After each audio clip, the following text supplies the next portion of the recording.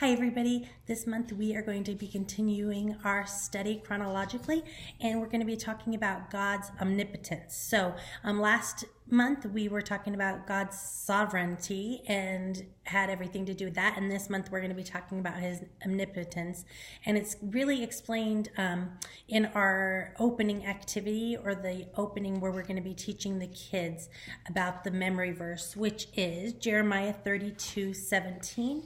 And you'll have, when your kids come into the classroom, they'll all have this coloring sheet. So while you're doing the I pair, the introduction, the presentation, the explanation, and applying it to their lives and then repeating it several times, while you're doing that about the verse, they can be coloring their sheets in so that they have that at home, so that they'll know all month what their verse is.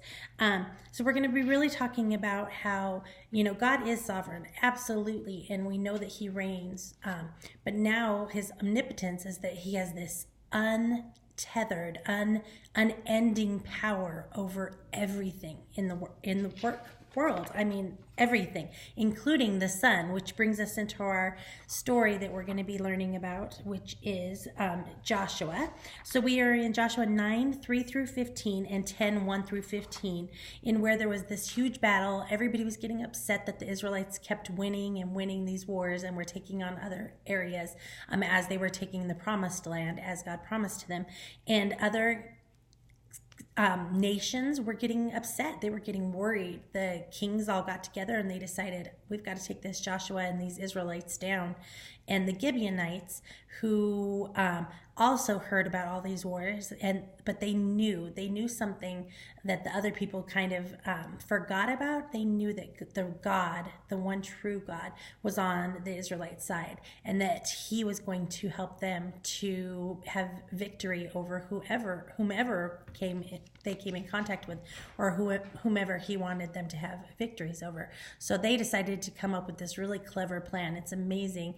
When I read it over, it's just so precise and clever. And Joshua and his men forget to turn to the Lord and ask them if they should be making this deal with the Gibeonites. And anyways, it's a great story. If you haven't read it in a while, read it. If you're the storyteller, definitely read it. It's really interesting, and it just shows God's power, his unlimited power over everything.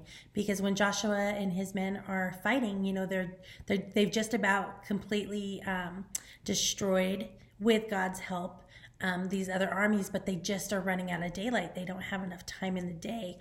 And Joshua prays to God and asks God to give him more day time. So God answers and gives him more hours in the day. So he basically has the sun freeze in time.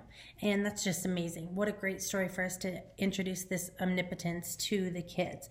You'll have your worship and offering, your blessing as always, and then your activity when you get back to your classroom goes along with the review questions. So you have quite a few review questions, and then the kids will have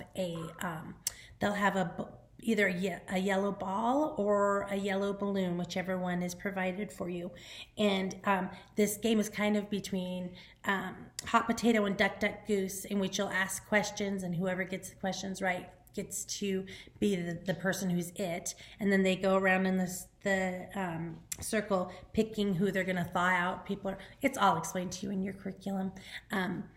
And that's it. I guess we have prayer written out for you as always, and then we have Bible work, which next week we're going to be learning about the awesome story of Gideon. So we're going to be continuing on. We'll be in Judges 6-8. So if you have any questions, let me know. You can email me, or you can ask your campus director as well. So thanks so much for listening. I hope this helps you to prepare your lesson.